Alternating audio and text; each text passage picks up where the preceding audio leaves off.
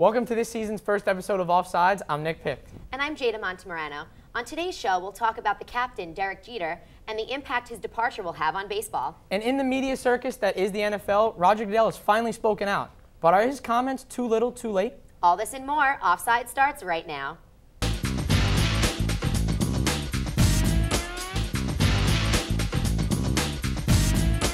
I'm here with Alexa Galloway and Zach Shandell talking MLB. Derek Jeter has been the face of baseball for over a decade, thanks to not only his play on the field, but the way he carries himself off of it. So now with the captain fading away into the shadows, guys, who's the new face of Major League Baseball? As far as today's concerned, I think the torch immediately gets passed to Mike Trout. Why is that? Over the last 3 years, his numbers are not even comparable to anyone else. I mean, the power numbers are going up. I mean, the steals may be going down, but all the slugging numbers are going up, and he's got the face and the smile that kind of resembles a bit of Jeter, you know? And you can never really discount that smile. Jeter had that smile and that way about him that just captivated the league, and Trout kind of has that going for him too. Alexa, who do you think? I think Clayton Kershaw has a nice smile, but I mean, he's a 1.80 earned run average. He's walked 30 batters the whole season. More than just a nice smile. Yeah. More than just a nice smile. I think on and off the field, he is a leader. Why not him?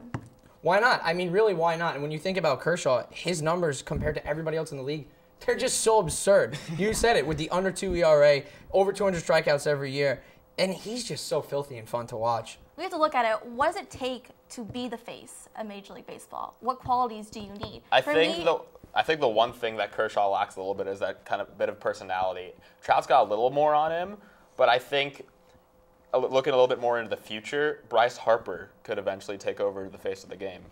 Because at this point, there was so much hype around Harper, and so far he's kind of like disappointed people.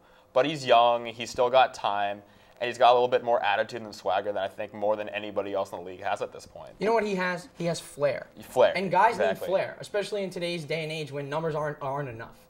You need that charisma. You need something about you, and Harper does have it. Oh, yeah. Whether his play on the field shows it or not, he has that flair, and he has that flair for the dramatic too. Exactly. Which you can never really discount. Well, you can compare Kershaw to Sandy Koufax. Who do you compare Bryce Harper and Mike Trout to?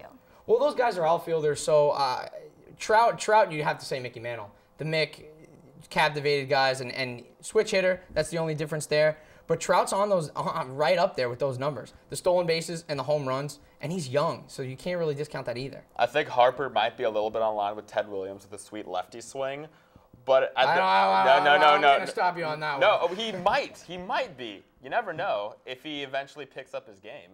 Well, look, all three of these guys can play, and there's a bunch of other young guys in the league that are coming up that can play as well. So we'll see who Jeter passes that torch to come next season. Now we are here to talk about the NFL. I'm here with Josh Gutchis and Jake Reiser. Today we have a bigger issue than just the game. There have been recent domestic abuse charges against major NFL players, and the NFL has been criticized for not acting quick enough. Former NFL players have begun attacking the league, speaking out in disapproval.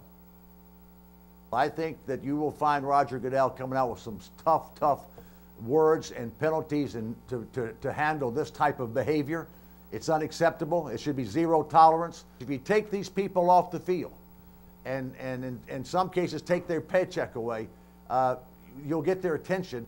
On Friday, the commissioner spoke out about advocating for increased awareness of domestic violence, but he was silent for too long. Do you think Goodell finally got it right, or was it too long waiting? Jada, I think it was too little too late for Goodell. And, you know, it all starts with the Ray Rice, how he handled that. And he met with Ray Rice in July. He spoke to him, and Ray Rice told him exactly what happened. He didn't lie to him. Who knows about the video if he saw the video then? But when Goodell met with him, he decided 2 games. 2 games for domestic violence? You've got to be kidding me. He can't let the public opinion, once the video gets out, change his mind about it. He can't do that. He's got to be stricter right from the get-go. Yeah, I honestly think that he changed his mind basically because of the media, because of everyone speaking out. But I honestly think that was the right thing to do. If he didn't do it right in the beginning, at least he tried to do something now. He tried to speak out about it, because in the beginning, nothing about domestic violence was even mentioned. It was just 2 games suspended, that's it. At least he's trying to do something now, whether what he's going to do is right or wrong. But I think that it ended up being a little bit okay. Also, it's not just the verdict, it's the process and the lack of transparency that both the Baltimore Ravens, Roger Goodell's office, the executive offices of the NFL, it's a lack of transparency and knowing whether they watched the videos or not, whether they even had the videos. John Harbaugh has also come out with comments saying that he didn't even know about the video. it's just been really terrible seeing the lack of transparency in the NFL. And I agree with Frank Tarkenton, what we just heard. The NFL should have a zero-tolerance policy. It doesn't matter if these players are in the NFL, if they're normal people. If they're out there doing that, they can't be on the field. It's such a bad image for the NFL, and they're losing their viewership, not only from from a player standpoint, from diehard football fans, but the whole world is caught on to this. That's what we were saying. The NFL, everyone's been saying the NFL should do this, the NFL should do that. But I honestly think, like you said, it's above the NFL at this point. These players are real people, and they should not be above the law. They should be getting in trouble, they should be dealing with the law, and it should not be whether or not they should play. I don't think that has anything to do with it. I think it's really just that domestic violence should not be a thing at all, and I think that they should be stopped and has nothing to do with who cares if they're suspended. They obviously should be suspended. They should just not play at all because they should be on trial for what they're doing and get caught for it. What do you guys think about them being above the law? What do you think the NFL should be doing in the future to stop this? I don't think they're above the law, but at the same time, they're innocent until they're proven guilty. We still have to respect that. They're normal people in this country. So I say they should be playing until they're convicted. Once they're convicted of domestic violence, child abuse, anything around in that realm of possibilities, that's when they should be out of the league, banned for life. And the NFL needs to set a precedent by banning one of these players, get them out of the league, and maybe all the rest of the knuckleheads in the NFL will realize that they can't get away with this. Well, in my opinion, we put NFL players on a pedestal here in America, and I think that you just need to take them off the field. It sends a distracting message to probably the biggest market in American sports in the NFL. I think that getting them off the field sends the right message to people that they don't tolerate abuse. I agree with a zero-tolerance policy on abuse, but you have to take them off the field. You can't have people who commit these crimes, or at least are alleged to commit these crimes, on the field while the due process is going on. How do we know that they committed them, though? If they're all allegations, then how are we going to know if they committed them or not? They're innocent until proven guilty. Even still, it brings the issue into light, and regardless of whether they get convicted or not, it's still a distracting issue to have on the field. When the NFL just wants to send a message about playing a good game, it's not a great issue to have. Well, that's it for the NFL this week. Thanks, guys. We're back with some more MLB talk, this time bringing in a couple new analysts. I'm here with Pete Zampa and Ryan Preventure. All right, guys, the regular season's winding down, and we've seen some stellar pitching performances from guys like Kershaw, Hernandez, which brings up the question, can pitchers win the MVP award, or should they win the MVP award? Well, first of all, they can and they will. The thing is that people keep forgetting when they bring up this discussion, pitching is how you win baseball games. I don't know, it's not a new thing, and I'm just surprised it's taken this long for these pitchers to be winning this award. I mean, right, makes sense. Kershaw is his team. He's bringing his team to the World Series this year. Right. They're going to go to the World Series, and he's going to give them a chance to win it. And he's clearly the guy who's doing it for that team. And the same for Hernandez. I mean, he's got Robbie Cano. That's really nice to have him. Right. I mean, the Mariners. But Felix Hernandez is dominant every time out. And the point is, in the playoffs, pitchers are who win baseball games. Well, like you said, it hasn't happened in a long time, and that's honestly because of the steroid era. It just, 90s. Well, 2000s. in the 90s, they fell in love with the home runs and the RBIs exactly. and the power numbers. Yeah. But now baseball's coming back Which to... was fun, but yeah. Now you have guys who, in the playoffs, these are very low-scoring games. There are some anomalies, but these are low-scoring games. However, the pitchers are winning it. There's already the Cy Young, though.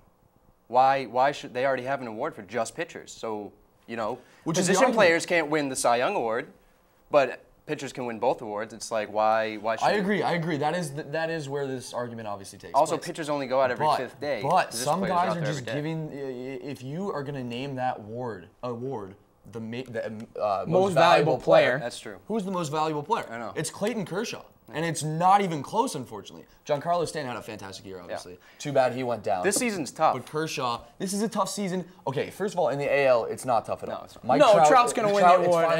It's finally Trout's year. But in the NL, you got Stanton, who's out the rest of the season. You had McCutchen, who missed time. Been up and down, too. Exactly. So it's a tough year. If Stanton was in for this last stretch, which is a pretty small stretch, he was there for most of the year, had a great year. But the point is, you can't say he was a more valuable player than Clayton Kershaw. And if you do, I don't respect you. So where now does this leave Kershaw's season maybe on the mound?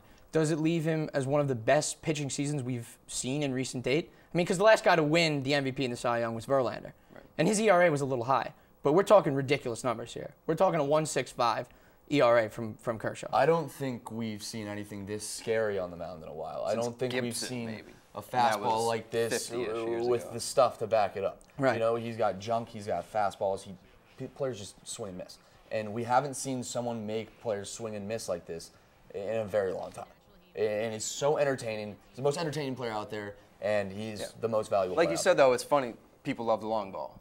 And, you know, they fall in love with the long ball. They love to watch that. So that's why a guy like Stanton would win it over a guy who's going out and striking guys out. And that, I know the fans don't, it really doesn't matter because the writers vote. So Right. it doesn't matter what the fans want. Yeah, obviously it doesn't matter, but it's funny how the game has changed also. Like we're talking about, pitchers are the dominant force in the playoffs. And now in the playoffs, when you see a hit, it's like a sacred thing. Right. And that's never happened before. But watching some of that Cardinals-Red Sox World Series, you just have these guys, you get a single. It's like, well, I felt like I hadn't seen a hit in ages. In 4 or 5 innings, felt too. like a decade. We're looking at 3-2 games now. And 2-1, it's fun. 1-0, and 3-2 that's the games. point, and people are stacking up on pitchers, and that's how people are winning the playoffs, and that's how people are winning the World Series. So those are the most important players in baseball.